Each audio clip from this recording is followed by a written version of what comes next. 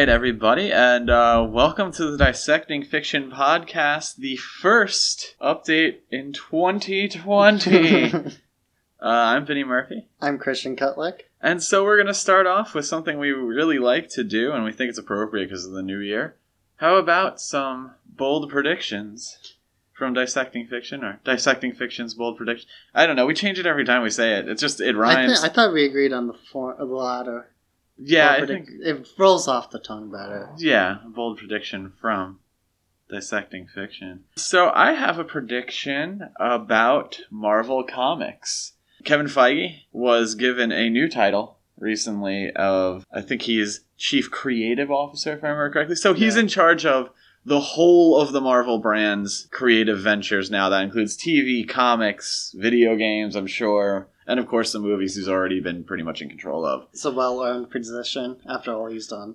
Yeah, I mean, you can't really go against it from a, economic point of view. And if there's anyone who's proven that they can make the brand work, it's him. But my prediction's a little, I don't want to say negative. I'm going to say this. It's already starting to pop up that they're looking for consistency between the different forms of media and the brands. A really great example of that is the really recent Hawkeye Freefall. Looks very much like an MCU Hawkeye and is involving characters that he's either already been involved with, are getting Disney Plus series of their own. I don't think that idea is going to sell comic books.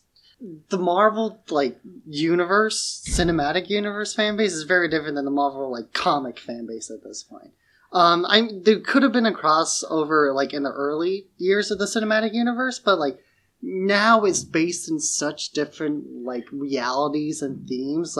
What makes the Marvel comic universe compelling is, all these long-form stories. And that kind of goes against, the very idea of a cinematic universe when you have real-life actors that age in real time. Yeah, and there's also an element to, the shows and the movies of adaptation where, they're taking elements from the comics and kind of streamlining them to make them work in that form. I don't think pushing back story ideas is really going to work in comics. And also the fact that I don't think there's ever been a time outside of maybe 89 Batman where you get a lot of speculation where movies have really improved readership for comics. I think improving readership is the correct word, because yes, there have been points where you get the speculator market selling a lot more. But I don't think so on the storytelling side of it. People who are reading it to read the stories generally are not impacted by the films. Yeah, I mean, something like the new Carnage, Absolute Carnage, I don't think we'll ever see in the cinematic universe. But it does really well in the comics because you have all these Carnage stories and Venom stories you're playing off of. I do think it's interesting with Hawkeye Freefall that seems to be taking a lot after the Fraction run, which seems to heavily influence the cinematic universe until pretty recently. Yeah, it is. It's definitely a nod to that as well, but I don't want to go into too much detail since it is a really new comic and a lot of people probably haven't read it yet. But pick it up and you'll see. If you've been keeping up on the rumors and the news with Disney Plus and all that, you're going to see some familiar concepts poking their head into that book. So what do you think, I guess to streamline it a bit more, what do you think the bold prediction is that comics are going to try to match the cinematic universe more? Yeah, I think Marvel Comics are going to make an attempt to sort of unify their brand, and it's not going to do comics any good. Yeah, that's a pretty easy assumption because they've tried to do that multiple times across even the last 10 years, and it's never really panned out all that well. Yeah, and I think that's where the prediction is I think they're going to try it again even though it hasn't. I mean, that's Marvel for you, isn't it? Mine isn't really all that comic-based, but recently, this week actually, we've had the new ThunderCats Roar come out. Oh boy. Which has been pretty mixed bag for a lot of people. There's a lot of defenders of it because it's pretty, new, and it's hard to judge something off of one episode. But you have a lot of people coming out and saying, it's pretty not ThunderCats in any shape or form. Yeah, I mean, I could say just visually, that's what turned me off to it, is, I don't really have a problem with a lot of that, Cartoon Network, really goofy animation. But it's not what I went to ThunderCats for in either iteration. So I'm not interested. I think a lot of what made ThunderCats successful is, the weird anime influences they always had. Even in the 80s, it was always, very Japanese-based. But since ThunderCats Roar came out this week, that's already performing pretty badly. They released it with no advertising or anything. They kind of released it on a Saturday, which is like a Saturday night, which is kind of a death knell for a show. Yeah. Even for a pilot. So my prediction is that I think they're going to try to re-announce a new ThunderCats probably by the end of the summer. That they're going to start developing a new ThunderCats. WB, Warner Brothers, owns the license, and they've been pretty interested recently in trying to reinvigorate a lot of their old franchises. ThunderCats War is kind of the basic example of that, and I took a lot from Teen Titans Go. And Teen Titans Go got a lot of backlash at first, but it's kind of been pretty consistent. Even Teen Titans Go, I think, was a little...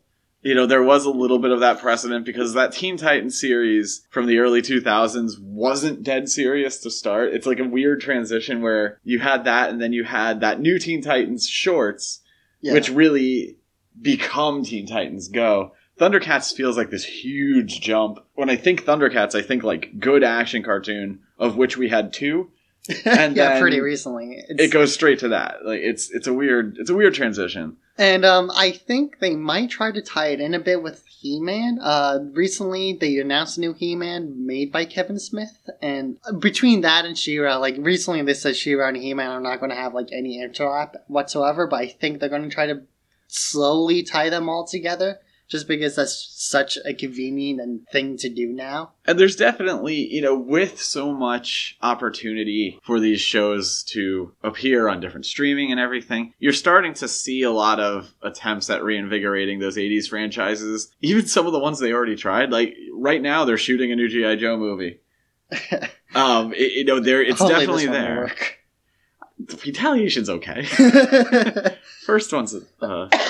I was actually at the panel for the first G.I. Joe movie, and they were announcing, like, Resolute, and everyone was, like, super pumped. And, like, there's a lot of, like, fervor for the franchise at that point. And I remember sitting in that panel, and they show the footage from the movie, and everyone's just like, oh.